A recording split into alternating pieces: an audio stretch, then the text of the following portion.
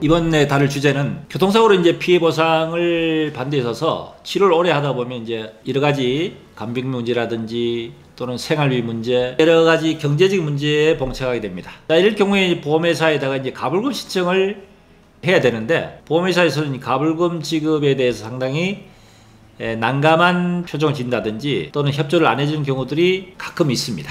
가불금 지급 신청했는데 지급을 해주지 않는 경우, 보험회사의 가불 규정이 어떻게 됐기 때문에 이러는지에 대해서 간단하게 한번 살펴보겠습니다.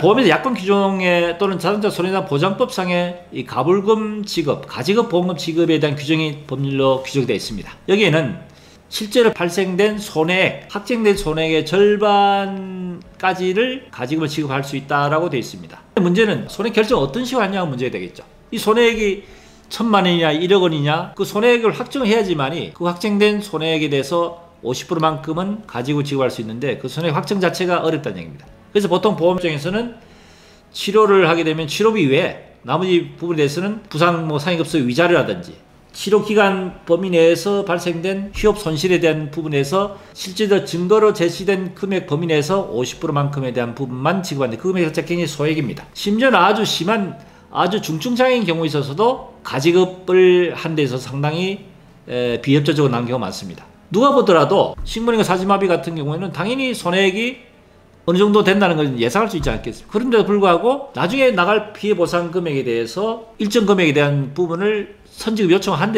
데도 불구하고 약관 규정에서 확정된 손해액 범위 내에서만 지급한다 해서 가지급 부분에 대해서 비협조적으로 나오는 경우가 많다는 얘기입니다. 특히 이제 중증 환자 이런 경우를 우선 말씀을 드리자면은, 보험사 측에서 제시할 수 있는 협조, 손해배상 일부를 해서 가지급에 협조해주면은 그 금액 범위 내에서 일단 가지급 받으시면 되는데, 6개월이 지나고 나면은 후유장애 진단서 발급 요청을 할 수 있습니다. 그러면 주치의로 하여금 후유장애 진단을 발급 신청을 하게 되면 장애 급수가 장애율이 나오고, 장애율에 따른 장애자 손해배상 보장법에 있는 후유장애 급수가 정해지게 됩니다. 가지급 보험금에 대한 지급 규정에는 자동차 손해배상 보장법의 책임보험 한도 내에서는 지급 가능하기 때문에, 장애가 확정이 됐을 때 예를 들어 6개월의 장애 진단 발급되면은 그 진단을 끊어서 책임보험 급수 범위 내에서 가지급을 지급을 요청을 하면은 지급 안 할 이유가 없습니다. 그래서 6개월 내 장애 발급해서 책임보험 범위 내에서 장애 급수에 해당되는 한도 금액까지만 가지급 요청을 하게 되면은